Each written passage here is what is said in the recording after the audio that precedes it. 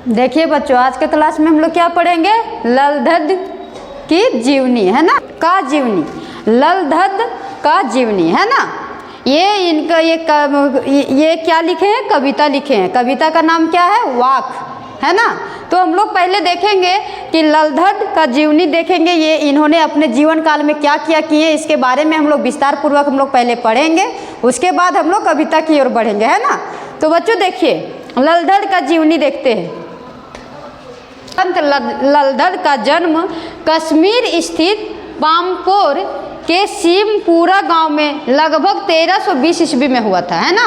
इनका date confirm नहीं है, लगभग बोला गया है, लगभग 1320 ईस्वी में हुआ है। उनके जीवन के विषय में कोई प्रमाणिक जानकारी नहीं मिलती है। उनका जीवन के विषय में कोई प्रमाण मतलब कि सही सलामत से उनका जानकारी नहीं मिलती है ना। जैसे होता है ना कि पूरा प्रमाण है इसके यही है, लेकिन कोई प्रमाणिक जानकारी नहीं मिलती है। ललधद को लालेश्वरी, लल्ला, लल योगेश्वरी, लाला रिफा आदि नामों से जाना जाता है। ललधद को बहुत सारे नाम से जानते हैं। क्या क्या नाम है? ललधद को लालेश्वरी के नाम से भी जानते हैं, लल्ला के नाम से भी जानते हैं, लाल योगेश्वरी के नाम से भी जानते हैं, लाल रिफा के नाम से जानते हैं ना। इतना सारे नामों से इनको ललधद को जाना जाता है ना।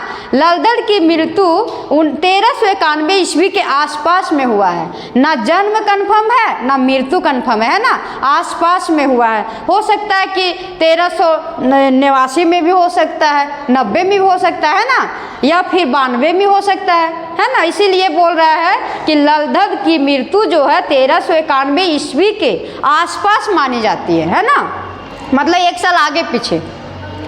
काव्य शैली वाक्य कहा जाता है। ललधद का काव्य शैली वाक्य कहा जाता है। जिस प्रकार हिंदी में कबीर के दोहे, तुलसी की चौपाई, मीरा के पद और रसकान के सवैया प्रसिद्ध है, उसी प्रकार ललधद के वाक्य प्रसिद्ध है ना।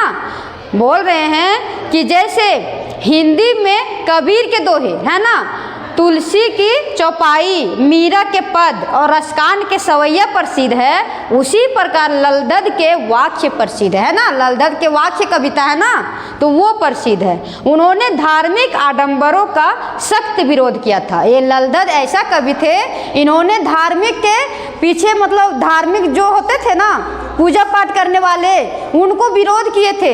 ये सख्त मना कर दिए थे कि ये पूजा पाठ नहीं करना है ना। और ये धार्मिक को विरोध किए थे, है ना। तथा प्रेमी को सबसे बड़ा बताया था। और प्रेमी को, जो प्रेम करने वाले थे एक दूसरे से, उनको सबसे बड़ा बताया था, मतलब उसी पे वो बलिदान दिए थे, है ना। तो बच्चों, आज के क्लास में हम लोग ललधद का जीवनी पढ़ लिए। अगला क्लास में हम लोग कविता पढ़ेंगे जो ललधद लिखे हैं, वाक्य कविता, उसके बारे में हम लोग विस्तार पूर्वक पढ़ेंगे अगला क्लास में। Okay, bye, thank you.